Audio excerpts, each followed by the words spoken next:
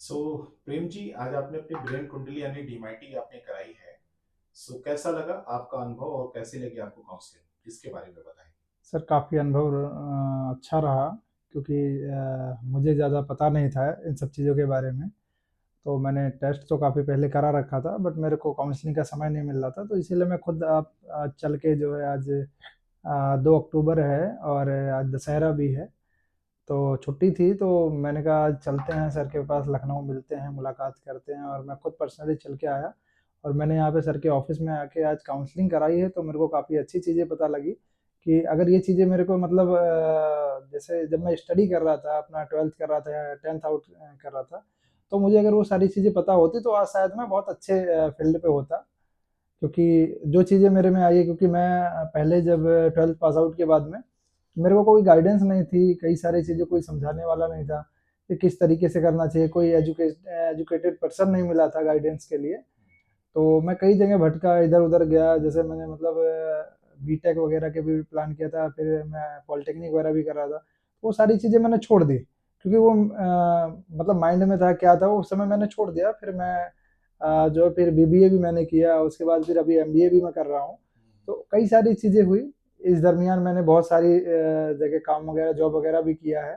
आज की डेट में मैं अपना खुद का मैनेजमेंट सँभाल रहा हूँ, आज मेरी कंपनी है ट्रिपल आर के नाम से। तो और भी हम लोग कुछ प्लान कर रहे हैं, अभी हम लोग ऑल ओवर इंडिया में बैंकिंग सेक्टर में भी काम कर रहे हैं।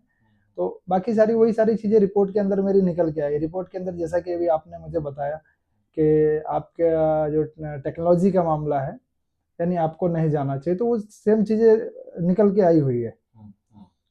तो बेटर अच्छा ही है कि मैंने उस समय बीटेक वगैरह छोड़ दिया था, जो डिप्लोमा वगैरह, जी। वो सारी चीज़ें छोड़ दी। बाकी जो मैनेजमेंट की सारी चीज़ें आई हैं मेरे उसमें, तो उसी के सिस्टम से मैं अभी काम कर रहा हूँ आगे। और आज रिपोर्ट से मेरे को कई सारी चीज़ें और जानने को मिली हैं कि मुझे किस सेक्टर में काम करना चाहिए, जो भविष्य के लिए मेरे को आगे ग्रोथ देगा। वेरी तो गुड। बहुत अच्छा ये रहा है। बाकी जो रिपोर्ट के अकॉर्डिंग आई हैं चीज़ें, तो मैं उसके अकॉर्डिंग काम करूँगा, तो मुझे और अच्छा आगे जो है ग्रोथ मिल सकती है इसके वजह से। बिल्कुल। तो आप कितने परसेंट इस डीमाइटी रिपोर्ट से संतुष्ट हैं?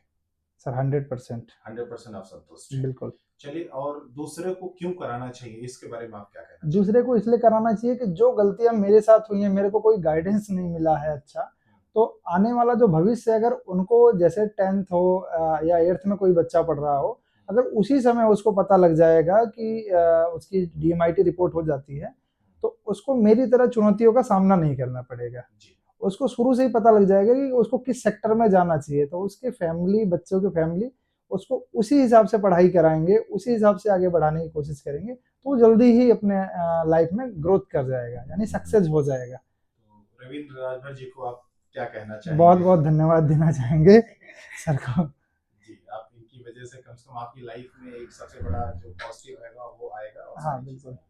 चलिए, थैंक यू सो मच। बिल्कुल, और थैंक यू आगे सर। आगे भी लोगों को डीमाइटी बताते बिल्कुल रहें। बिल्कुल सर, हम और ऑल ओवर इंडिया में इसका प्रचार करेंगे जी। और आगे काम भी करेंगे इनके साथ में। जी, very nice, thank you so much. Thank you sir.